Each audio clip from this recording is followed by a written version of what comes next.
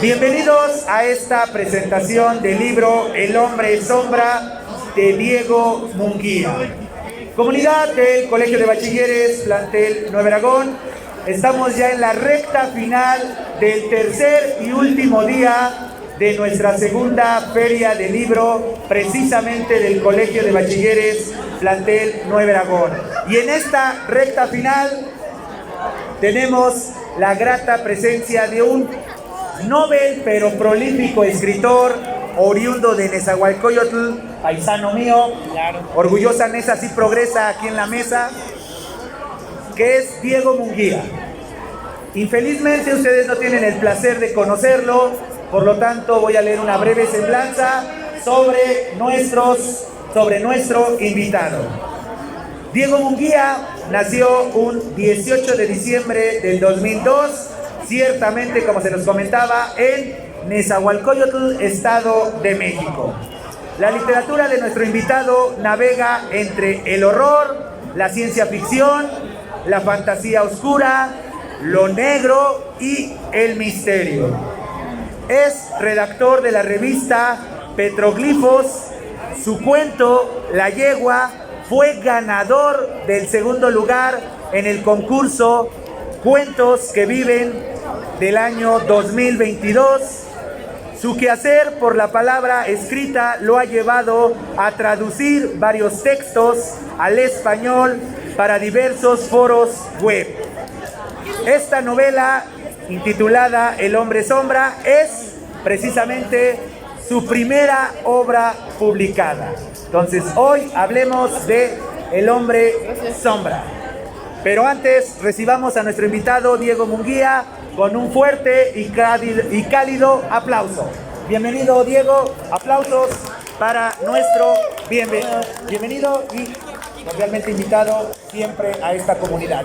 Pero hoy, en el marco de nuestra segunda feria del libro, ¿qué te parece, Diego, si justamente lo primero que toquemos es de qué va El Hombre Sombra, para que la comunidad lo conozca? Bienvenido, Diego. No, pues muchas gracias. ¿Qué les puedo hablar del Hombre Sombra? Es mi primera novela corta, que es el inicio de algo más grande. Podemos decir el inicio de una saga que no tiene nombre, pero puedes leerla en cualquier momento. Lo que sí hago es invitarlos a la relectura por los sucesos que pasan. La historia trata de Richard Cripston, que vive en un pueblo muy aburrido aquí en México, que empieza a sentir la oscuridad de un ser que lo empieza a acosar, sin saber que sus actos lo llevaron a esa situación. Ya diría aquí mi querido presentador en su reseña que yo doy el punto de vista de por qué la criatura, el ser o el monstruo hace lo que hace. No es como Letterface, que llega y empieza a matar porque pues traumas, pero te lo dicen hasta en el cómic 9 de la película 7. No, aquí directamente. La novela pues principalmente existe muy inspirada por H.P. Lovecraft, Stephen King, Edgar Allan Poe, Richard Matheson, Ray Bradbury, Richard Jackson. O sea, en la misma novela lo hago. ¿Por qué? Porque es una carta de amor hacia el terror. Bueno, para un joven que tenía 19 años en ese momento que la escribió, pues prácticamente era lo que conocía. Ahora que tengo 21 años, pues obviamente si la volviera a escribir, las referencias serían distintas. En sí, lo que podría decirlo en una palabra, la novela es las preguntas que no tienen respuesta y las respuestas que no tienen pregunta. ¿A qué me quiero referir? Por eso estoy diciendo, está muy influenciado por Lovecraft, porque es el miedo a lo desconocido. Ustedes el día de mañana no saben si van a regresar a casa, si ahorita llegando a sus hogares van a tener un accidente, van a estar bien. Las mujeres principalmente, los hombres también. O sea, todos corremos un peligro desconocido. No sabemos si nuestro agresor, nuestra agresora el animal nos va a atacar. Y es prácticamente eso el hombre sombra, aparte de todos los mensajes que manejo y toda la historia que se está construyendo alrededor de esta.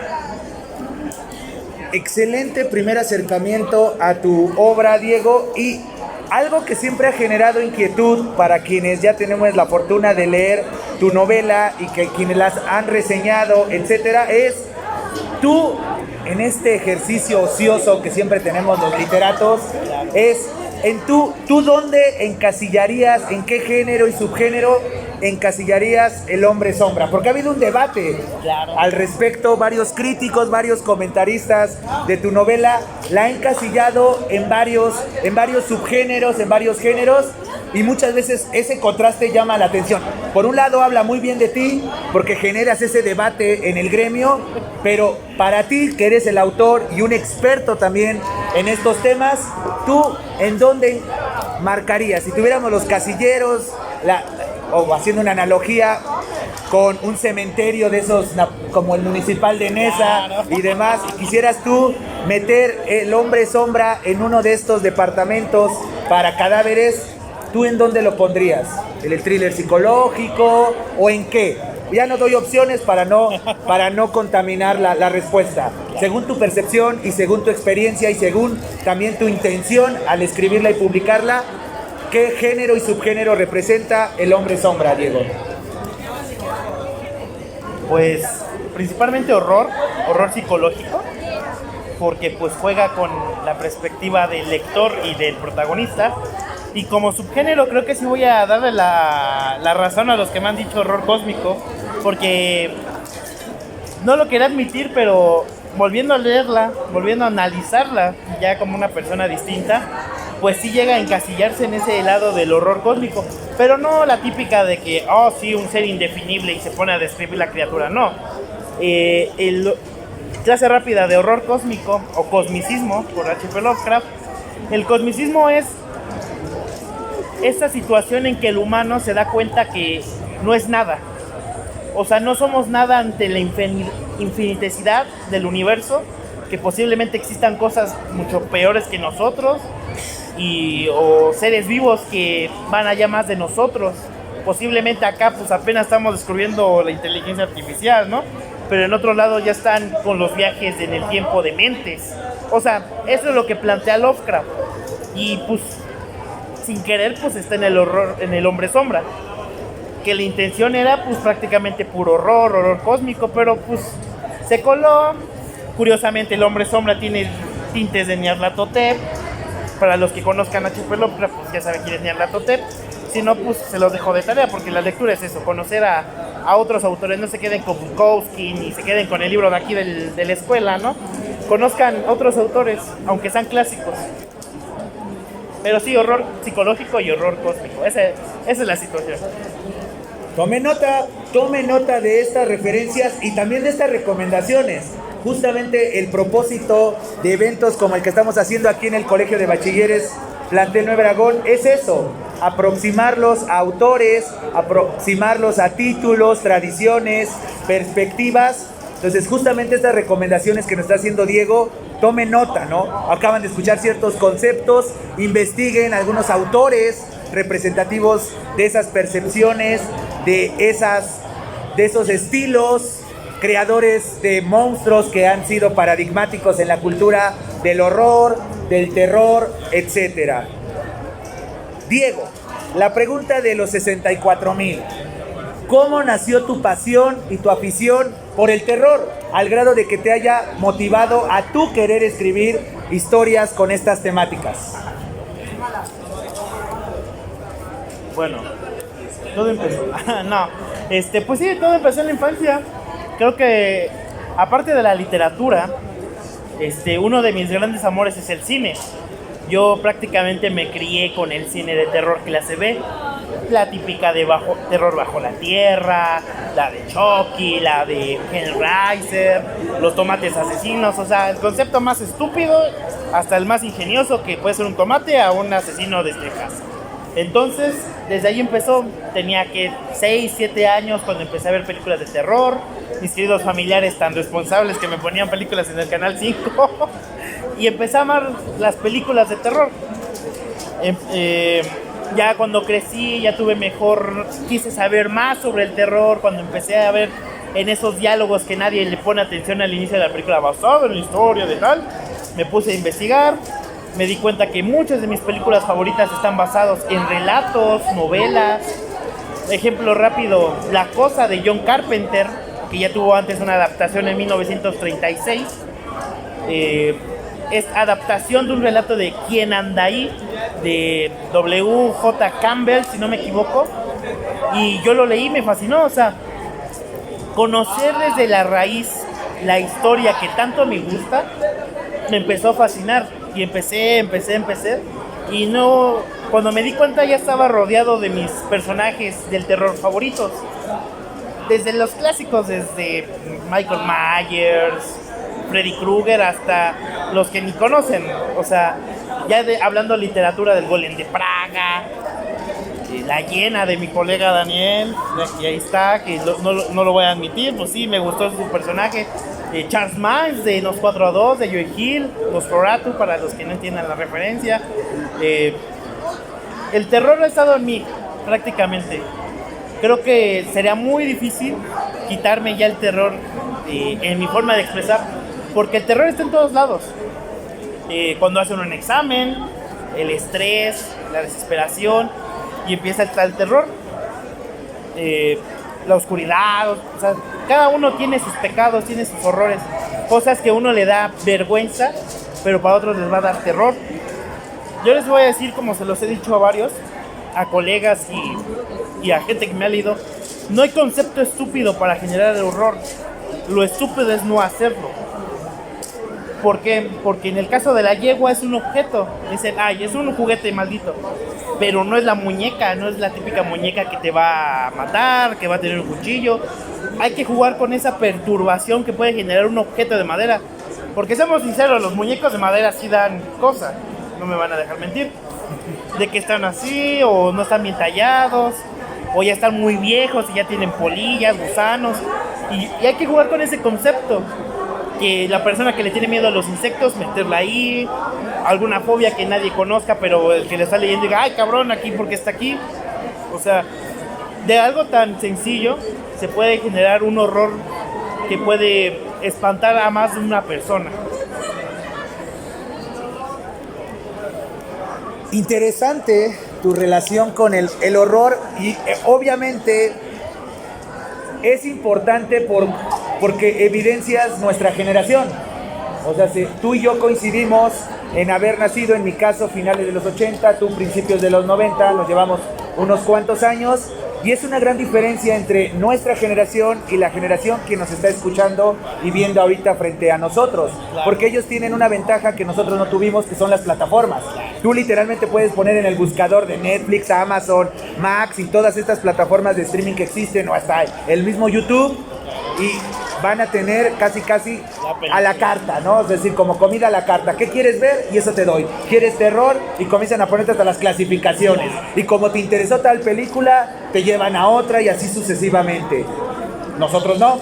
Nosotros era de... El Blockbuster, que fue el que se cayó producto del Netflix, pero ir al videoclub, si nosotros no teníamos Blockbuster en esa. Las maquinitas que luego tenían las películas. Las maquinitas, o bien como nos compartió Diego, mi generación o nuestra generación era de ver el Canal 11, el 22, el 27, el mítico 5, Canal 5. El mítico Canal 5 de los sábados y sábados de terror, y entonces pasaban una serie de sagas.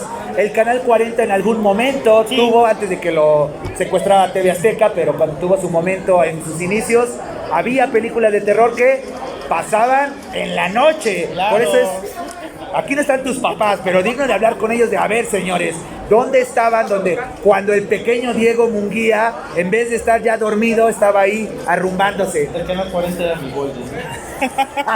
Sí, sí, también. Ahorita estamos hablando de horror, claro. Pero también había los pecadillos de nuestra generación de Melrose Place y esas cosas en el canal 5, 7, 40 y demás, pero nosotros no somos así, Diego. No nos quememos.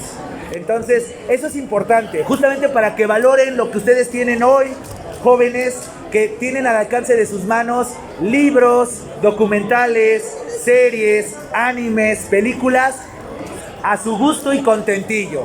No tener que estar esperando, por ejemplo, los que éramos partícipes de los blockbusters o de los videoclubs, de, ya rentamos esa.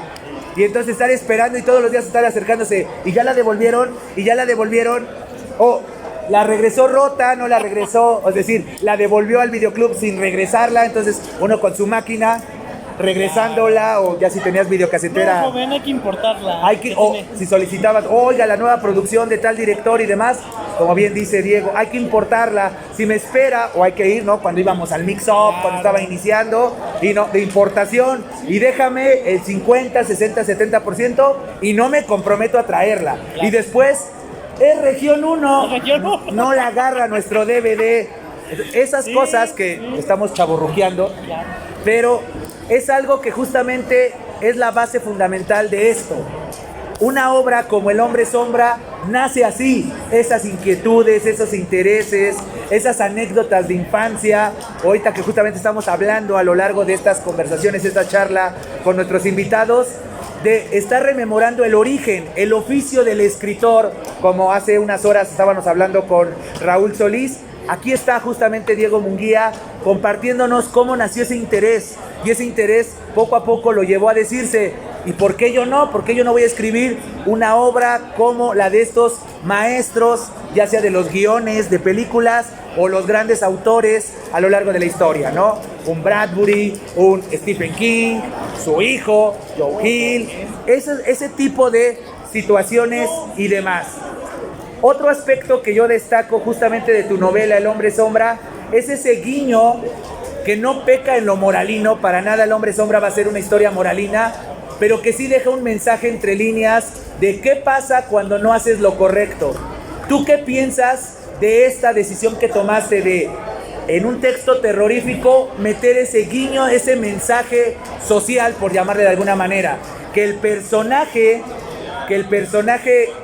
no sé, monstruoso, vamos a llamarle, el personaje que causa el horror, que causa el terror, sea lo que es y hace lo que hace, derivado precisamente de este guiño, de este mensaje que quieres decir de te estoy persiguiendo porque no hiciste lo correcto, porque no eres una persona ad hoc a las necesidades de tu entorno y demás. ¿Qué te impulsó a mezclar estos dos elementos? El horror y ese pequeño guiño que podríamos llamar ético, moral, aunque el propósito del texto para nada sea eso.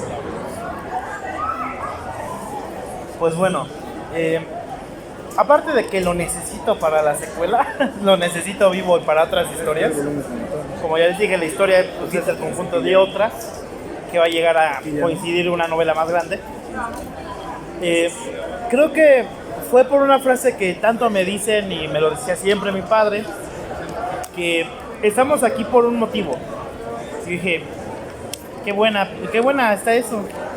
Y si el motivo sea por algo y nosotros no lo queremos no queremos tomar el llamado, o sea, no es como que digan, sí, vas a ser médico, porque vas a ser médico, no.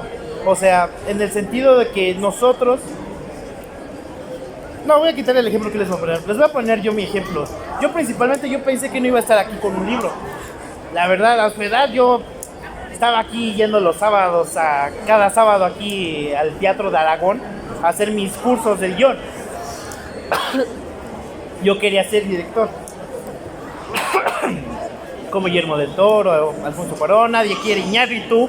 El que me venga a decir que Iñárritu es bueno, lo golpeo aquí, directamente. Yo quería hacer películas. Anteriormente yo quería ser animador, no botarga, o sea, animaciones. ¿Por qué? Pues porque también eso me enamoraba, yo quería contar una historia. Pero pues las circunstancias me estaban diciendo, pues a lo mejor no eres nada de eso. A lo mejor vas a estar trabajando en la obra o vas a estar trabajando en una carrera que te ganen y ya te fregaste. Pero, ¿como cuántos años tienen los jóvenes? 15, Rondan 16. 15, 16. Pues a su edad más o menos empecé a escribir. Quise, bueno, ya me cansé de estar viendo lo mismo, no tenía dinero para libros, entonces me puse a hacer mis propias historias. Y cuando la gente las empieza a leer, me dicen, me gustan. Hay cosas como cualquiera, nadie escribe perfecto al inicio, pero pues empieza a practicar y a practicar. Y todas esas historias que posiblemente nadie me las hubiera aceptado en película, en una serie, o lo que ustedes quieran en un formato, pueden existir en un texto. Que el hombre sombra tiene 8 años de existencia, lleva 8 años en mi cabeza. Hasta los 19 años, un noviembre, me senté en mi escritorio, agarré mi lata de Jack Daniels y órale, a escribirle, hasta que el cuerpo aguante. Y a las 2 semanas ya estaba la historia. ¿Por qué? Porque la historia ya estaba ahí. Tengo muchas historias que así están, esperando a que sean escritas. Y es lo que le pasa a Richard. Richard está ante un suceso que no sabe aún, pero es demasiado grande. Y yo lo doy a entender en la novela. Te estás saliendo de algo que puede peligrar tu vida y la de los demás. Efecto dominó. Entonces, si ustedes están ahorita, diría mi queridísimo maestro Guillermo del Toro, estamos en la edad exacta de la desesperación. Sepan muy bien lo que van a querer. La verdad, están a tiempo, ustedes están más a tiempo que yo. La verdad, ustedes ya están de salida, van de entrada, están en medio. Sepan exactamente qué quieren. La verdad. El demonio ya se desapareció. El demonio de la perversidad. Si ustedes están aquí porque ya aquí ya me quedó, no me quedó como dicen en mi carrera, ya no estuve en UNAM, yo quería el IPN. Si ustedes se agarran, discúlpenme la palabra, se agarran los huevos y los ovarios y se determinan a decir, yo quiero hacer esto, háganlo. Yo a los 17 años empecé a escribir y a los 19 se pudo completar con mi cuento La Hiena. Y a los 20 publiqué mi novela. Un año a consideración. Y no me estoy creyendo ni nada, porque yo no sé nada. Yo apenas soy un escritor de 3 años que apenas está empezando su carrera, que estoy gateando. Yo no soy un experto, que sí sé del tema y esto, se los acepto. Pero yo no sé nada. O sea, yo apenas, yo no me voy a comparar con mis demás colegas que tienen 10 años, que tienen 10, que ya tienen editoriales. Yo no. Y ustedes tienen la chance todavía. Ustedes todavía tienen la decisión de saber qué van a hacer con el resto de sus vidas. Se lo está diciendo alguien de 21 años, no nos llevamos mucho de edad. Yo estoy estudiando criminalística, nada que ver con la literatura. Pero cada noche me pongo en mi escritorio, estoy en mi computadora y a escribir, y a escribir, y a escribir hasta que me gane el sueño, sin descuidar los estudios. Yo, como les digo, como Richard, como yo, como ustedes, si ustedes tienen las ganas y realmente quieren hacer lo que quieran hacer, lo que sean, si quieren ser la mejor prostituta de aquí, tienen que hacerlo, practicar, de todo. Entonces, tenemos tiempo, nomás hay que agarrarnos y órale, ponernos a trabajar. Y así es, esta novela y las anteriores y las que vendrán al futuro. Espero que estén tomando nota. Creo que Diego acaba de dar el clavo, ¿no? ¿Quién diría que a partir de una experiencia literaria justamente aprendiéramos la importancia de la talacha? Pocas palabras, ¿no? Es algo que justamente intentamos día con día en las aulas de este noble plantel del Colegio de Bachilleres. Darles las herramientas para que cuando salgan allá afuera al mundo real sepan, como dice bien Diego, sepan qué hacer, cómo hacerlo con valentía, pero sobre todo con esas herramientas, porque por mucho que nosotros tenemos los ideales, los sueños, pero si nosotros no tenemos las herramientas suficientes para poder lograr nuestro cometido, estaremos fracaso tras fracaso y no aprenderemos nada. Fracasar no está mal, Lo malo es fracasar y volver a cometer el mismo error esperando resultados diferentes. Equivocaciones siempre vamos a cometer, errores siempre vamos a cometer, pero insisto, el absurdo es querer resultados diferentes haciendo exactamente lo mismo. ¿Y quién diría que una novela de terror como El Hombre Sombra justamente envuelve eso? Que aquí hay un personaje que te lo señala. Infelizmente en el mundo real los señalamientos a veces no es de un monstruo, son de frustración, depresión, tristeza constante, señalamientos de familiares. Aquí no es un monstruo que te está persiguiendo y señalando y diciendo hiciste mal, hiciste lo incorrecto, sino justamente todo lo contrario. Son personas reales, situaciones reales. Entonces, ¿quién diría que entre líneas de El Hombre Sombra podemos encontrar ese mensaje tan encomiable? Pero bueno, tú y yo ya hablamos mucho. ¿Qué te parece si ahora le cedemos el micrófono a nuestro público ya para comenzar a darle cauce y recta final a esta charla? No sin antes invitarlos a que al término de esta conversación entre nuestro invitado Diego Munguía y su servidor Leonel Aliza Notelli, se acerquen a él, si le quieren preguntar algo más, si es que ya no dio tiempo, pero esperamos que tengamos tiempo más que suficiente. Se acerquen, ojen su novela, ojen la oferta que trae nuestro invitado, que seguramente tiene descuento de feria y exclusivo para estudiantes, y si no, regatenle y demás, convénzanlo, amenacen lo que va a aparecer del Hombre Sombra en la noche, si no los apoya. Acérquense, conozcan la obra de nuestro autor, síganlo en redes sociales para ver futuras presentaciones. Por ejemplo, una de nuestras invitadas el día martes fue esta Yanin, con quien tienes un proyecto en conjunto.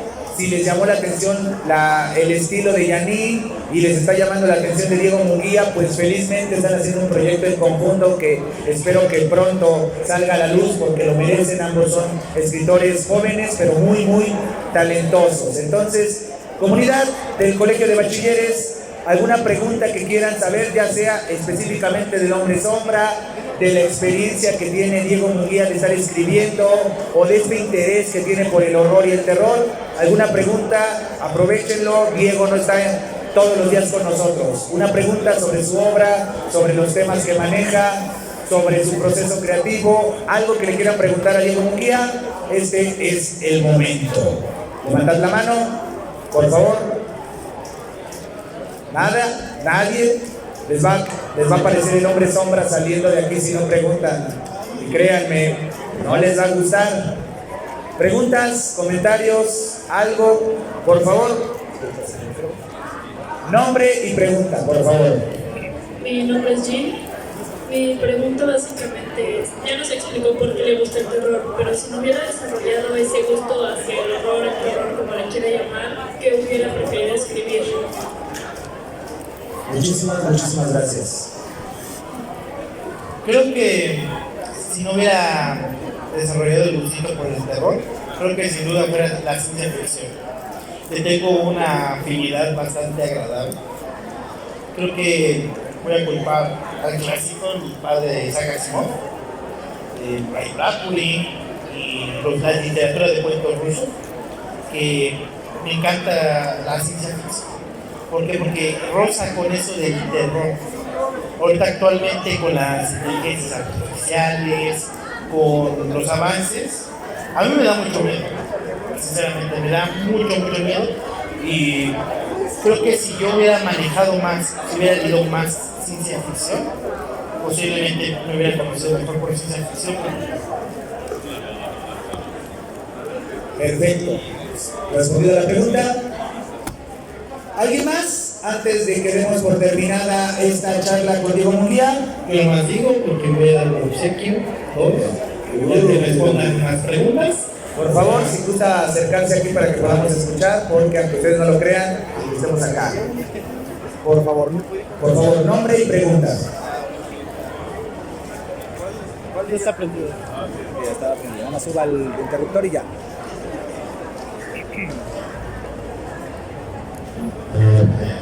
Ya sin el micrófono, ya, agarre lo normal. De tus obras, ¿cuál dirías tú que es la más importante para ti o la más? ¿Qué es más importante para ti? Excelente pregunta. ¿Tu nombre, por favor? Leandro. Leandro. Bueno, Leandro, está difícil porque podrías decir el hombre sombra, pero creo que la culpable y la principal, pues es mi cuento, el primer cuento que publiqué, que también a 2 meses de escribirlo, fue la yegua. La yegua, yo me acuerdo muy bien que yo pensé que no iba a funcionar, porque el cuento es un resumen de una novela que yo tenía. Yo no confiaba en la yegua. Y cuando es aceptada, gana un segundo lugar, empiezan a reseñarla que ha llegado a España. El cuento ha llegado a España, yo no sé cómo ha llegado a España porque al colegio es latinoamericana. Yo me sorprendí, digo, lo que yo pensé que iba a jalar en una novela, jaló en un cuento.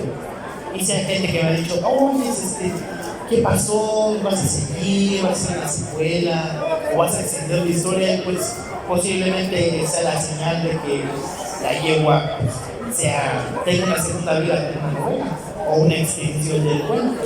No lo sé, ahorita estoy trabajando en ello, pero creo que sería la yegua y el próximo proyecto que tengo, pues va a ser lo mismo con Janine. O sea, no digo que no confíe en ese proyecto, pero creo que el cariño que le hemos dado, todo lo que manejamos, creo que también se puede ganar el corazón, sea buena o no sea buena o no sea desatada. Muchísimas gracias por la pregunta. ¿Y qué te parece, Diego, si hacemos la dinámica que dijiste, justamente para generar un par de regalitos?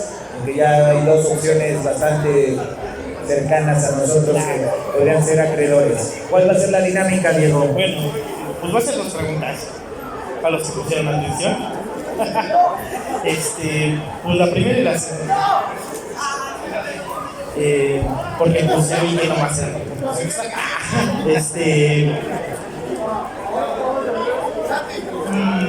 ¿Cuál de las inspiraciones de películas, cuáles fueron de las películas que mencioné, la que especifique el autor? De las películas que mencionó Diego Munguía, ¿de quién mencionó su autor? ¿Alguien lo sabe? ¿Cómo es la cosa del título? El título de la película. Ya se me salió el título. Exacto, ya. Tranquilo. Adelante. No, casi. Sí, es de la década, pero no, casi. Cerca, caliente. O a ver, una más fácil. ¿A qué edad empecé a escribir? A las 17. Correcto. Pues ahorita terminando nuestra charla, ¿El obsequio? al obsequio, autografiado y todo. Pues Siguiente pregunta, pues Diego. ahorita que ya he llegado más, pues voy a leer un fragmento. Sí, ahorita, justamente. El que ponga atención y se va a ganar una copia de mi novela. Perfecto, ¿ya escucharon? Acérquense. Diego va a leer un fragmento del hombre sombra. ¿O de qué vas a leer? De la yegua. Justamente pues, en relación con la pregunta de cuál de sus textos había influido más o tuvo un gran detonador. Va a leer el texto, nos va a hacer el honor Diego Munguía. Y a partir de esa lectura va a hacer una pregunta. Entonces presten atención, mucha atención. ¿Te gusta María? El hombre miró a su dulce hija, quien contemplaba emocionada el regalo que había traído por su 5º cumpleaños. «Me encanta, es hermoso», dijo la pequeña niña. Estaba saltando de un lado a otro con alegría que sentía. «¿Hermosa? Creí que era un caballo, no una yegua».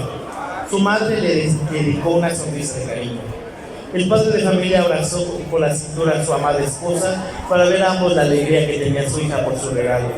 Un hermoso caballo de madera, yegua, según su hija, de color café bastante oscuro, poseía una fría y muerta mirada sin vida, una sonrisa petrificada que llegaba a inquietar un poco a la matriarca, pero no le tomó importancia más allá de eso, aunque es verdad que en esa misma noche, antes de tener relaciones con su esposo, le preguntaría de dónde había conseguido tan peculiar regalo, debido a que no mucha gente se dedicaba ya a la madera y mucho menos a los juguetes.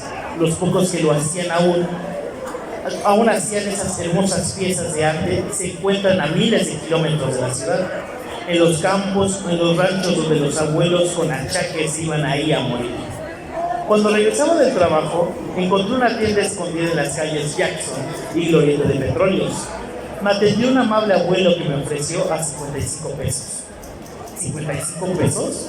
¿No crees que fue demasiado barato? Es un caballito de madera de casi alta calidad. Debió costar 4 veces eso.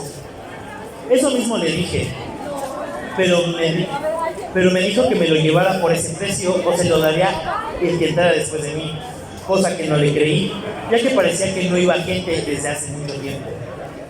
Aún sigo pensando que fue un precio no tan justo. Tengo mis sospechas, pero bueno, me agrada saber que al menos a mi hija le gustó su regalo, a ver cuánto le doy. Y antes de que ambos pudieran decir algo más, después del cuarto de su niña pudieron oír sus gritos de alegría y entusiasmo de usar su caballo de madera. Era algo grande para su pequeño cuerpo, pero no era impedimento para ella, incluso con la inquietud de su esposa. Dejado todo eso de lado, esa noche había 4 habitantes en la casa. Bueno, aquí 2 preguntas, el que conteste las 2, pues ya se lleva. Señora Aguilera, ¿qué se va a llevar? Perdón, señora Aguilera, ¿verdad? No, Chabelo. Claro. Perdón, entonces, amigos de la provincia, se va a llevar el hombre sombra. El hombre sombra. Para amigos de la provincia de Aragón, te escuchamos, Diego. Bien, las 2 preguntas es: ¿cuánto valió el caballito de madera? Y son 2, no las vamos a dejar fácil, chavos. Y menciónenme una de las calles que estaba la tienda. Y es el nombre de una autora. Y estoy viendo muchas chicas. Barcazo. Primera pregunta, ¿quién contesta? Yo veo 50. ¿Quién dijo eso? 55. Ahora, esa se las voy a tomar como válida a todas. Pero la segunda es la importante. Dije 2 calles. Solo pedimos una de las 2 calles. Una es tiene nombre gringo y el otro tiene nombre de calle.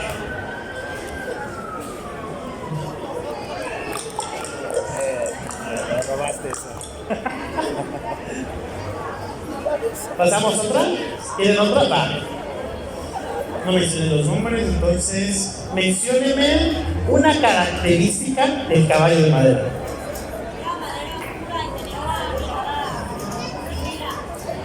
Mirada sin vida. Perfecto, ¿no? ¿Qué más? Fernanda, te ganaste una copia de mi novela. Pues, si no tienen ninguna otra pregunta, pues muchísimas gracias, plantel. Me agrada saber que pues, los que me llegaron a escuchar, los que apenas van llegando, pues, les interesó. Felicidades a las ganadoras de sus copias de libro. Y... hay una pregunta más. Adelante, muchísimas gracias. Mi nombre es Leandro. Aparte de tu mayor obra, dices que fue la del cabello, la yegua, ¿cuál fue tu detonante para escribirlo, para pensar en no formularlo? Dices que una obra antes habías dicho, ¿no?, que no había funcionado. Pues esa obra, ¿por qué se te ocurrió la yegua después? Bueno, después del fracaso de mi novela El heladero, que va a revivir, la yegua detonó porque, curiosamente, la situación es muy similar. Una de mis sobrinas tenía 3, 5 años, le regalaron un caballo de madera. Estaba muy feo, no era como lo describo. La verdad estaba bien pinche feo, no sé de dónde lo fueron a sacar, pero estaba muy grande, era una niña, era una bebé. Y yo veía cómo se movía, dije, ¿y si el caballo le dijera cosas a la niña, como la canción de "Y mi muñeca me amó, me dijo cosas"? Pero con el caballo. Y empecé a jugar con ese concepto, le cambié la edad, le cambié los nombres, y me acordé de un relato que se llama El mono, de Stephen King, y dije, voy a tomar esa malicia de ese objeto, voy a agarrar el concepto que nació gracias a mi sobrina y el caballo bien feo que ya no existe, que bueno, y vamos a hacer el concepto.